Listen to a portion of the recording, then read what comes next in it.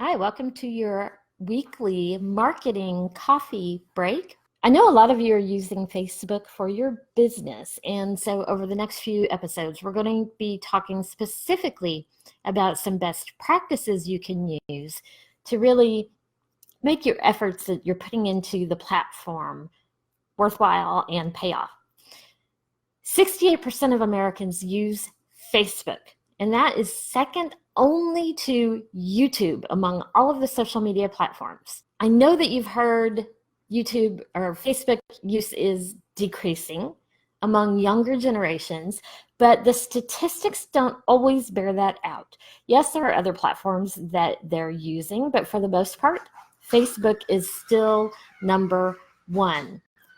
And the best thing you can do on Facebook and any social platform is be consistent.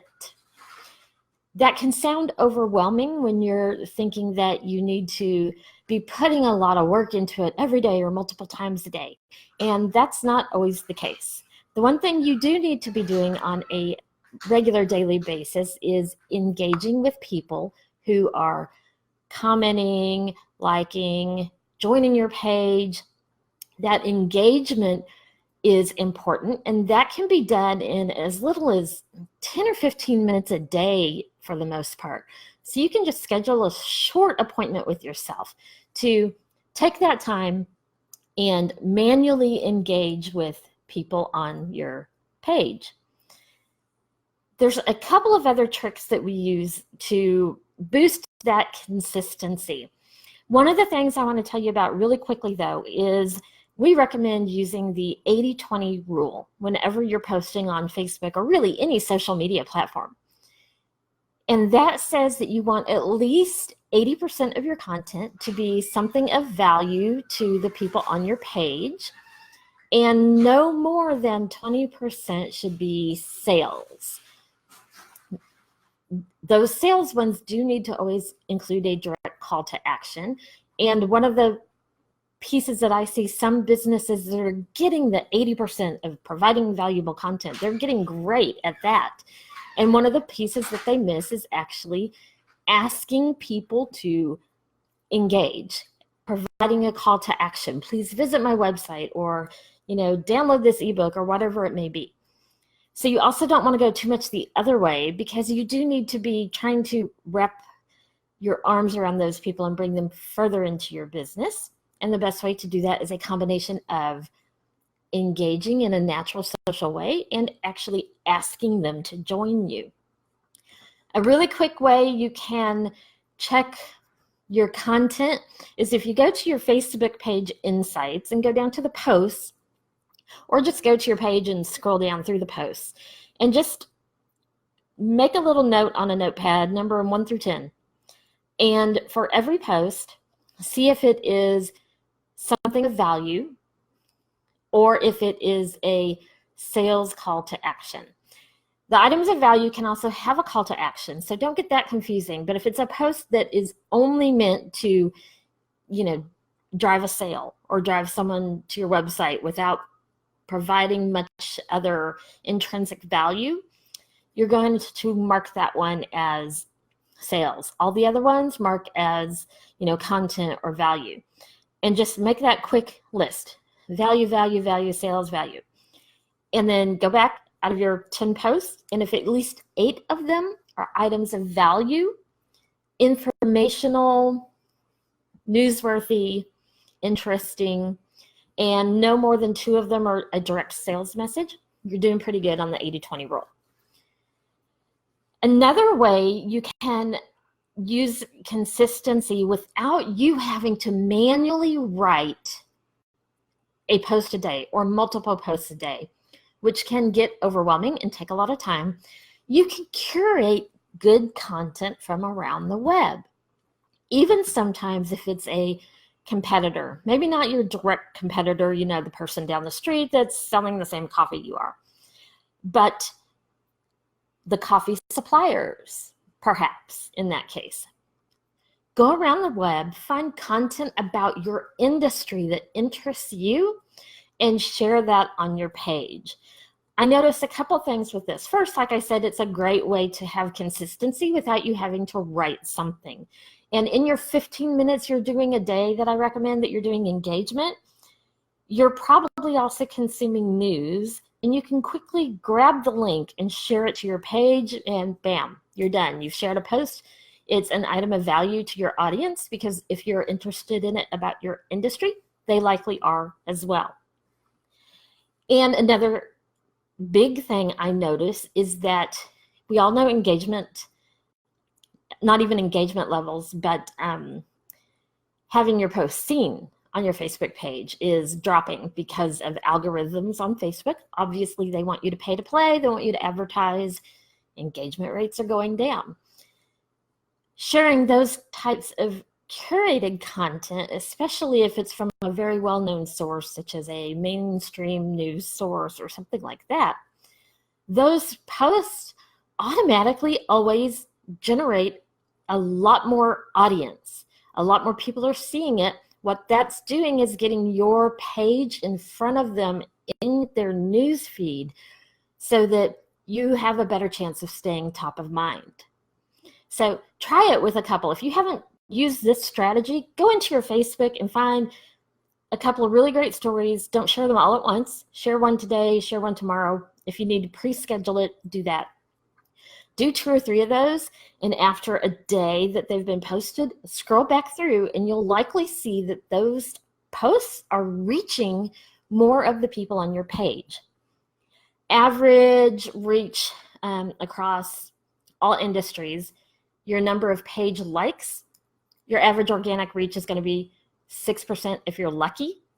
And that type of created content can easily boost that number. And again, it's all about keeping your name top of mind. And the only way you can do that on Facebook is if your fans of your page see your name scroll across their newsfeed. Another thing you can do is do some pre-planning. I usually try to plan, when I do my annual planning for my business, which I hope you're all doing, I sit down and try to plan out at least some general topics or themes that I want to touch upon over the next year in my marketing, my social media marketing specifically. And I'll break those down. And so I do that overall planning at the end of the year for the next year. Then once a month, I try to sit down and actually plan what my posts or podcasts or shares on my social media are going to be for that month, and I try to get them all done at that point. Doesn't always happen, but at least I make a good dent in it.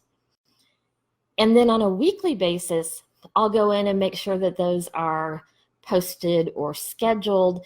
It really helps break it down. I don't always have to think about, oh my gosh, I'm sitting here and I know I need to post today, and what am I going to talk about? Because I already have kind of at least a general overall plan, and all I have to do is go into that plan and pick my topic, and I already know what I'm going to talk about. I don't have to think about it. I love saving brain power.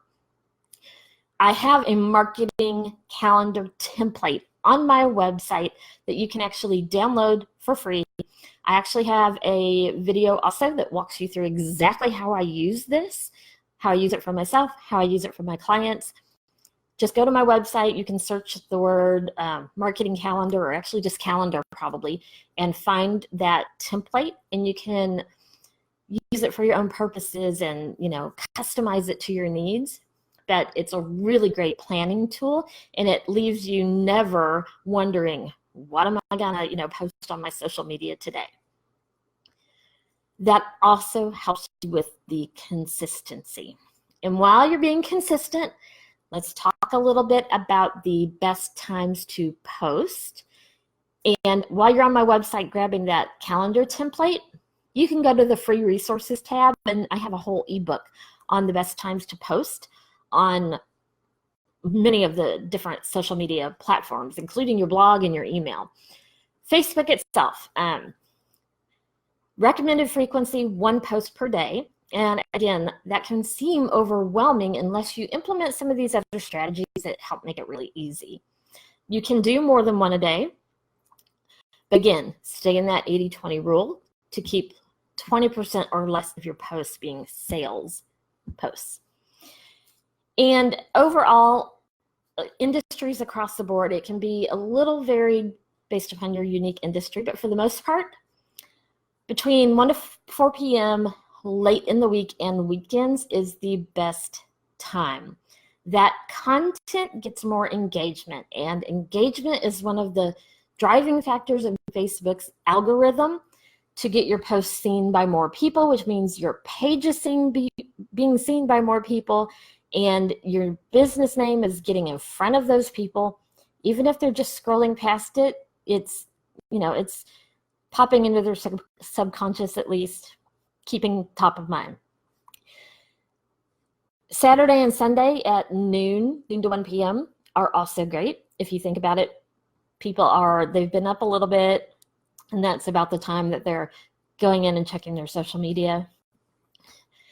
Thursday and Friday, 1 to 4 p.m. Later in the week, it's the afternoon. People come back from lunch, and that's a time that they're sitting down and checking their social media. And then Wednesdays at 3 p.m. randomly. So if you only have one post a week or one post a day, you want to tune in on those times. If you want the most engagement, Thursday and Friday, end of the week, happy and funny content works best on Friday. And Facebook use actually spikes by 10% on Friday. Keep in mind, that means you're also going to have probably a lot more competition from other pages that are posting also, because they know there's more users. So it can be good and bad. You have the prospect of being in front of more users, but you're also competing against other content. If shares is what you want, 1 p.m. Again, people getting back from lunch for the most part, and they're scrolling through Facebook and they're sharing. If you need clicks, like a click on a link, 3 p.m. is the best time for clicks. The worst times to post, and this is probably even more important than knowing the best times. On the weekends before 8 a.m., because no one's going to be up, and after 8 p.m., because they have other things to do on the weekend. And any day, 8 p.m. to 8 a.m., that overnight traffic won't get you very great results. Again, that ebook is available on my website, vickiwu.us, on the free resources tab, so you can go grab that and download it. Next week, we're going to be talking about a few more tips about the different types of content, text post, image post, link post, video post, those different types of content, and which ones work best, and which ones, how you can implement those in your strategy. Until then, I'll see you next week. While you're here, check out our other videos and subscribe to our channel so that you never miss the latest marketing tips.